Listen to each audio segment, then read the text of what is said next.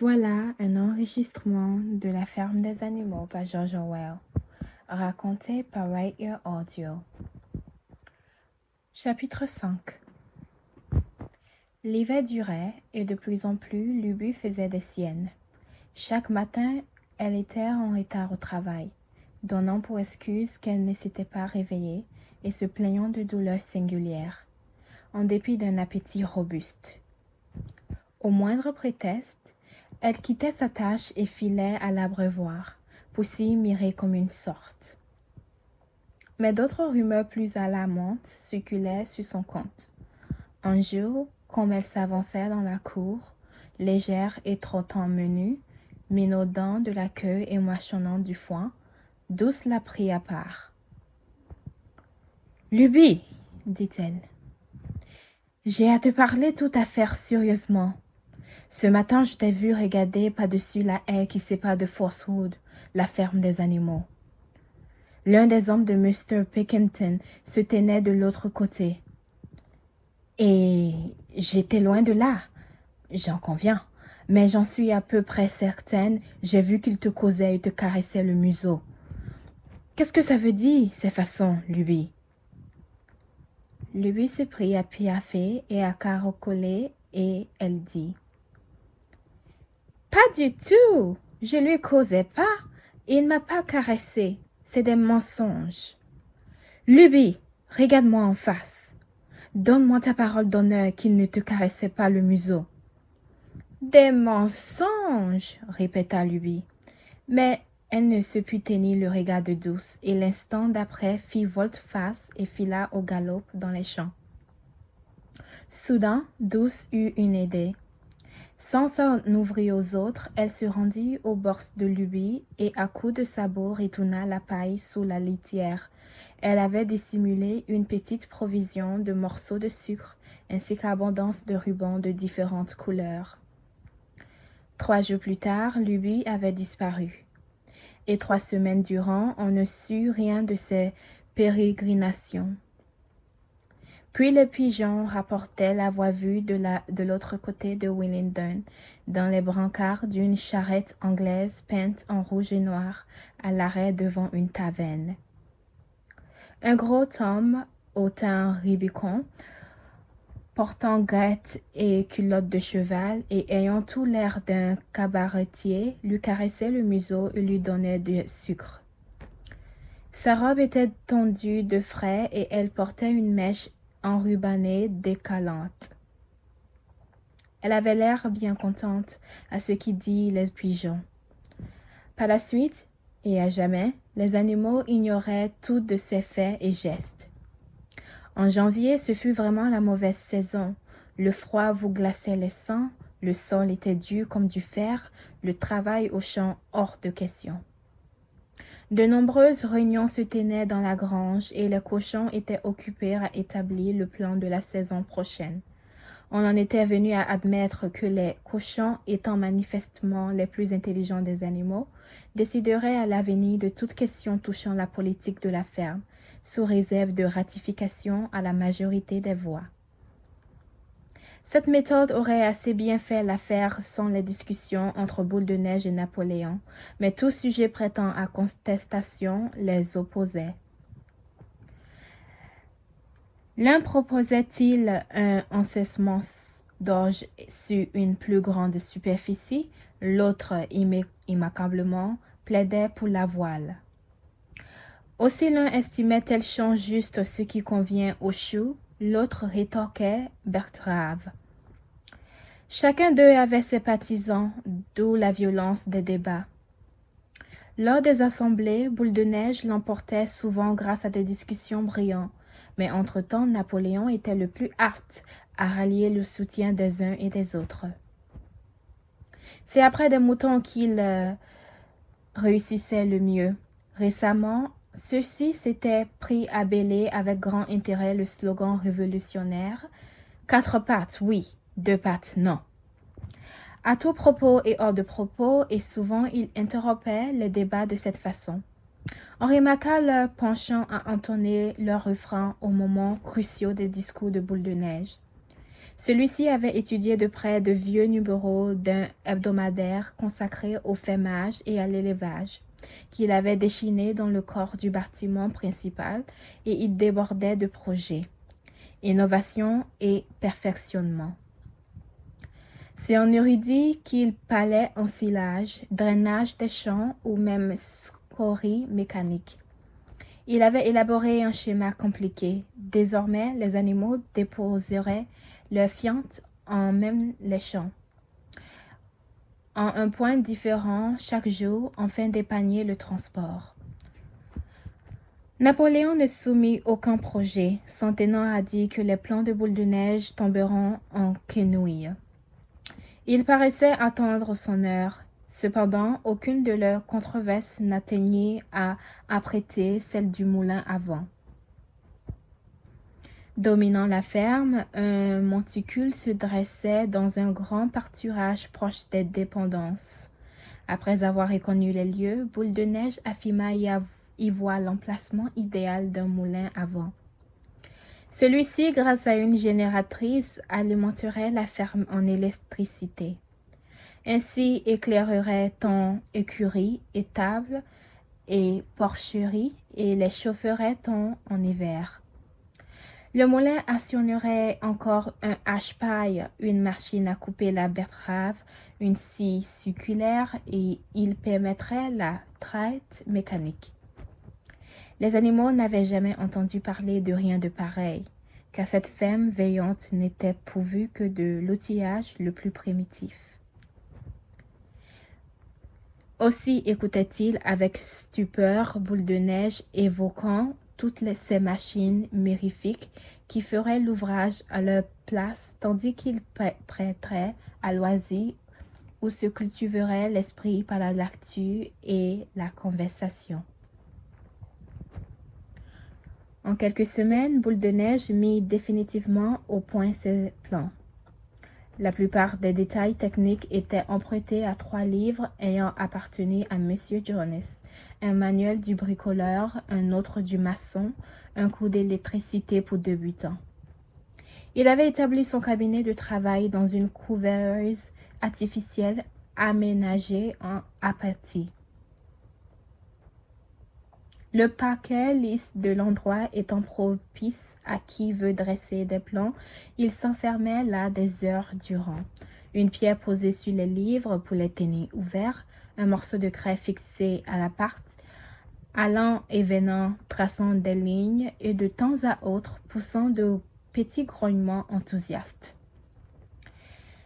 Les plans se compliquaient au point de bientôt n'être qu'un amas de manivelles et pignons, couvrant plus de la moitié du paquet.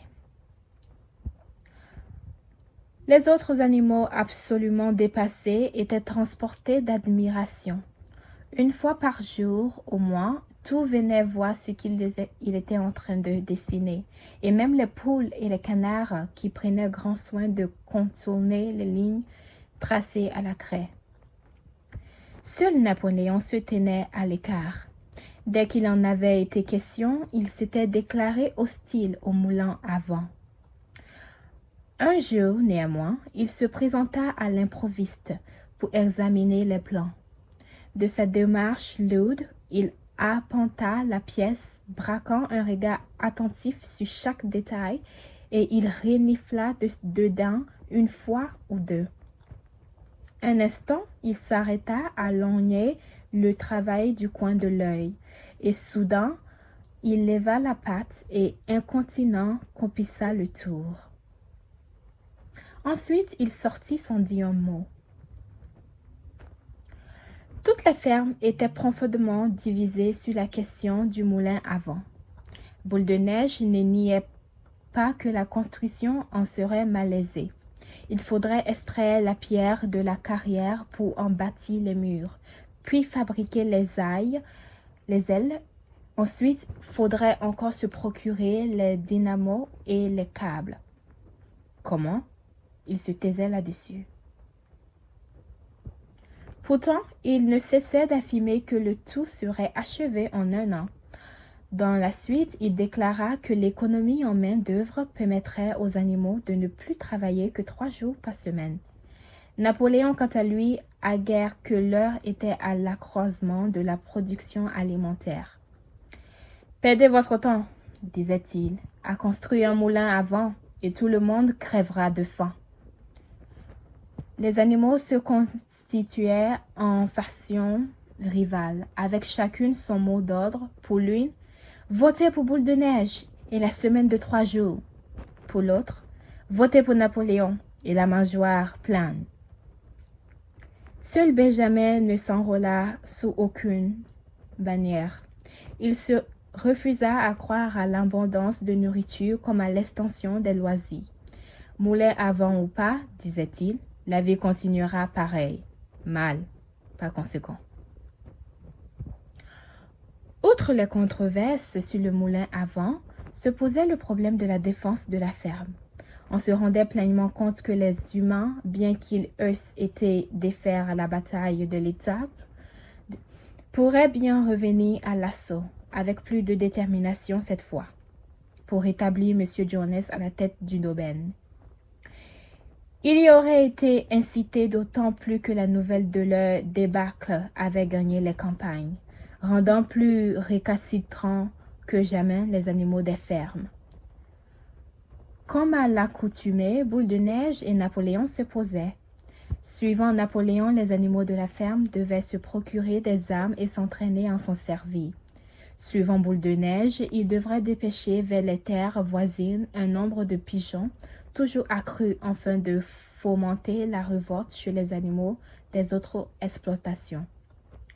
Le premier soutenait que, faute d'être à même de se défendre, les animaux de la ferme couraient au désastre. Le second, que des soulèvements en chaîne auraient pour effet de détourner l'ennemi de toute tentative de reconquête.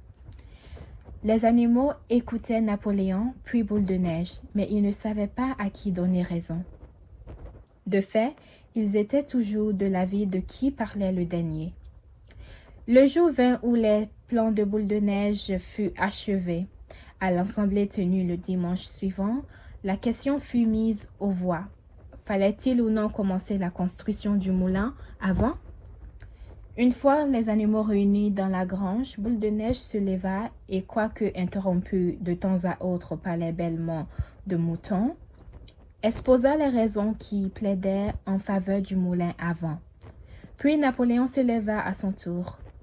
« Le moulin à vent, déclara-t-il, avec beaucoup de calme, est une insanité. » Il déconseillait à tout le monde de voter le projet. Et ayant craché, il se rassit, n'ayant pas parlé 30 secondes, et sembla ne guère se soucier de l'effet produit. Sur quoi Boule de Neige bondit. Ayant fait taire les moutons qui s'étaient repris à bêler, il se lança dans un plaidoyer d'une grande passion en faveur du moulin à vent. Jusque-là, l'opinion flottait, partagée en deux. Mais bientôt les animaux furent transportés par l'éloquence de Boule de Neige qui, en thème flamboyant, brossa un tableau du futur à la ferme des animaux. Plus de travail sordide, plus d'échines ployées sous les fardeaux. Et l'imagination aidant Boule de Neige, loin désormais des hache-pailles et des coupes betteraves, loua hautement l'électricité. Celle-ci, proclamait-il, actionnera batteuse et charrue herse et moissonneuse lieuse. En outre, elle permettra d'installer dans les étables la lumière, le chauffage, l'eau courante chaude et froide. Quand il se rassit, nul doute ne subsistèrent sur l'issue du vote. À ce moment, toutefois, Napoléon se leva, jeta sur Boule de Neige un regard oblique et singulier, et poussa un gémissement dans l'aigu que personne ne lui avait encore entendu pousser. Sur quoi ce sont dehors des aboiements affreux, et bientôt se ruent à l'intérieur de la grange 9 molosses portant des colliers incrustés de cuivre. Ils se jettent sur Boule de Neige, qui, de justesse, échappe à leur croc. L'instant d'après, ils avaient passé la porte, les chiens à ses trousses, alors trop abasourdis et épouvantés pour élever la voix. Les animaux se pressaient en courut vers la sortie pour voir la poursuite. Boule de Neige détalait par le grand pâturage qui mène à la route. Il courut comme un cochon peut courir, les chiens sur ses talons. Mais tout à coup, voici qu'il glisse, et l'on croit que les chiens sont sur lui. Alors il se redresse et file d'un trait encore plus vif. Les chiens regagnent du terrain, et l'un d'eux, tout croque dehors, est sur le point de lui mordre la queue quand, de justesse, il esquive. Puis, dans un élan suprême, Boule de Neige se faufile par un trou dans la haie et on ne le revit plus. En silence terrifié, les animaux regagnaient la grange. Bientôt les chiens revenaient, et toujours au pas accéléré.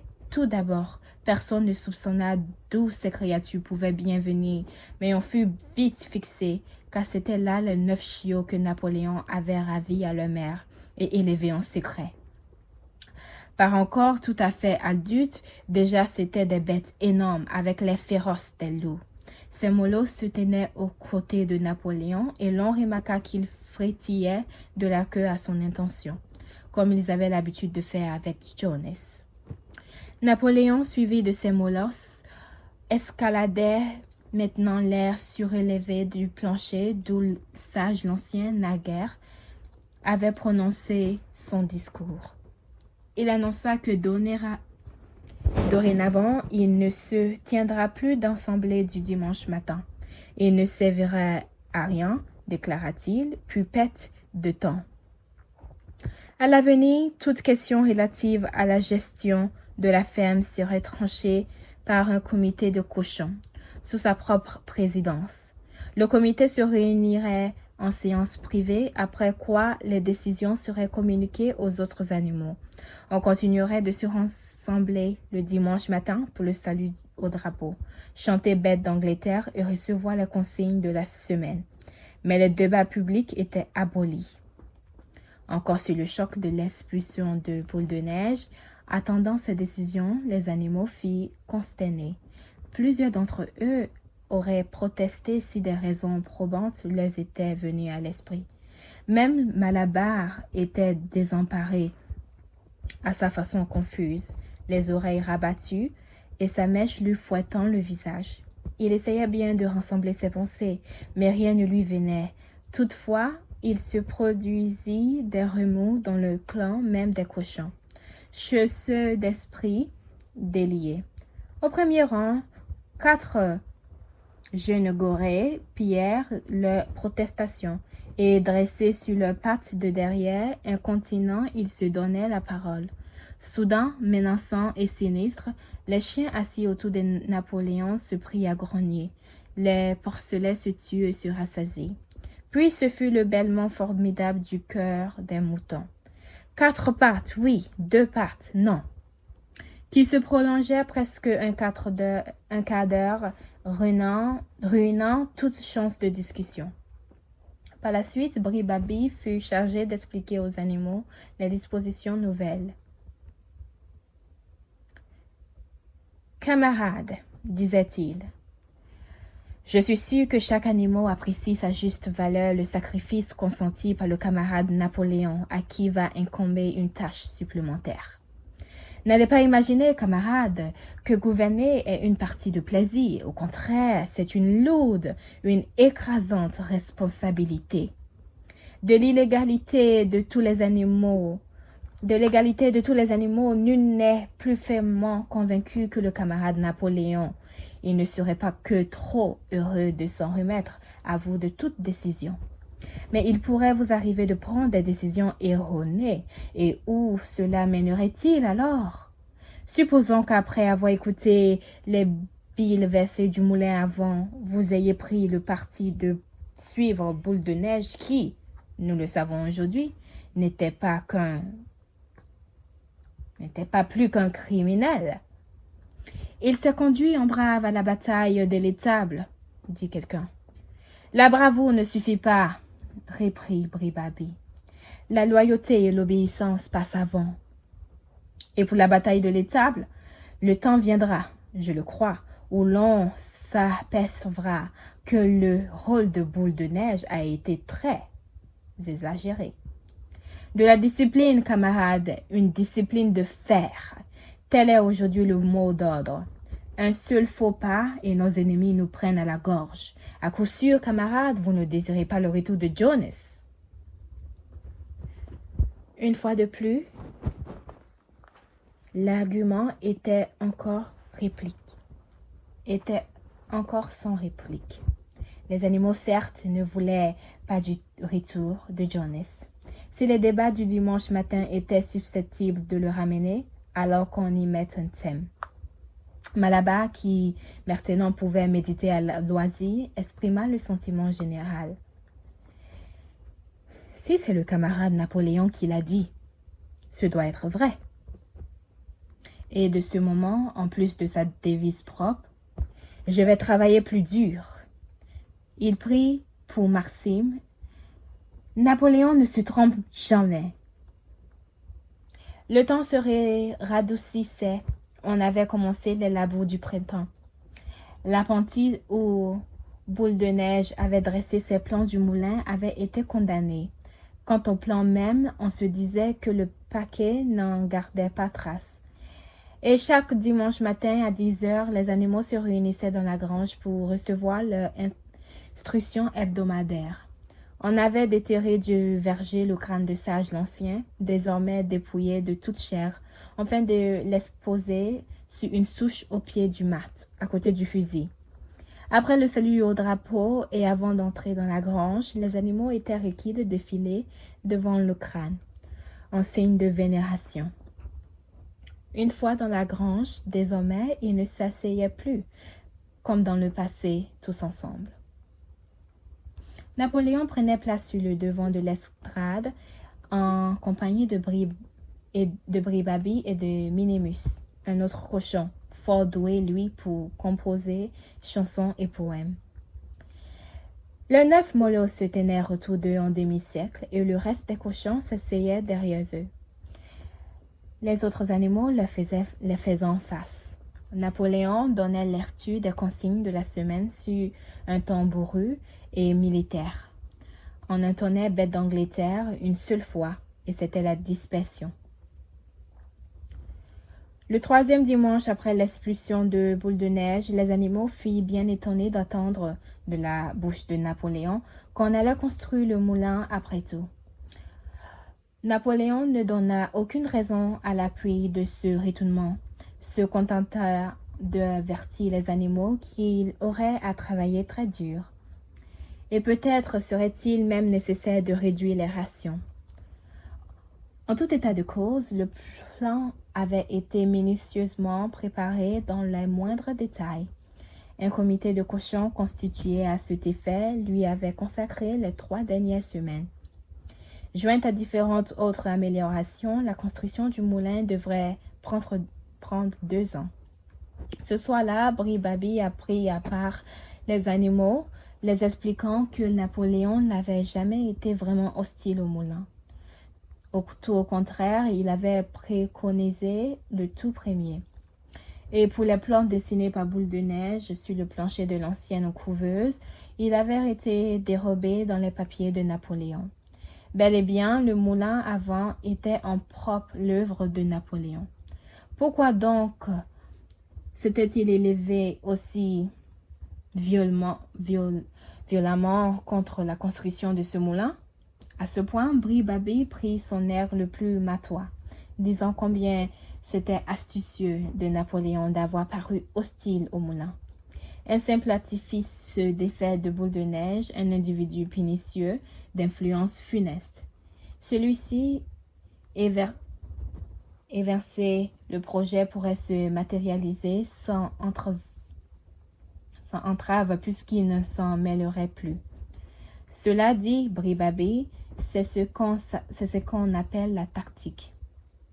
À plusieurs reprises, sautillant et battant l'air de sa queue et se pâmant de rire, il déclara « De la tactique, camarade, de la tactique ». Ce mot laissait les animaux perplexes, mais ils acceptaient les explications sans plus insister. Tant Bribabi s'exprimait de façon persuasive, Étant grognaient d'un air menaçant les trois molosses qui se trouvaient être de sa compagnie.